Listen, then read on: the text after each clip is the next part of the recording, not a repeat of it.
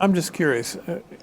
So your development goes way back to everything we've just been talking about. How much of what you learned in the TDM world could you bring over to the IP side? Or was the IP more or less a clean slate? The interesting part is inside our blade engines, all the signaling that's done inside the FPGA is done as TDMs. Because it was cut and paste, it was stuff that we knew that worked.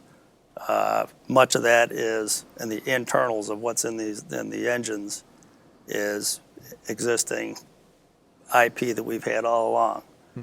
And you know, the hard part about the IP-based routing is the dealing with packets coming in and out and keeping all that in order.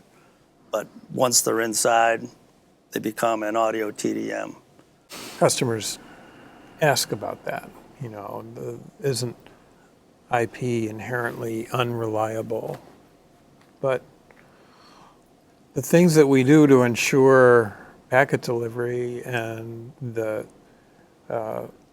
correct filtering of multicast streams, I mean, from everything I've seen, it's every bit as reliable as the TDM. It's a different set of problems. You're now dependent upon we'll call it either a Cisco or an HP route, Ethernet switch to do what we want it to do. Now, in general, they're highly reliable pieces of equipment. Yeah, that is a good point. Is that the primary difference between like a WheatNet traditional TDM or even bridge system and then a WheatNet IP is that the actual routing part of it all happens inside the Ethernet domain in the switch.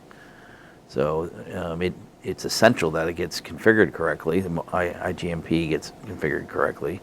That your infrastructure is designed using, redundancy to the levels that you want to pay for in the switches, whether it be with stacking to other switches, power supplies,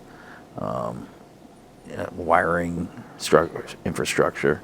The one advantage of a Cisco switch is that device has thousands or tens of thousands of man hours of engineering development in it.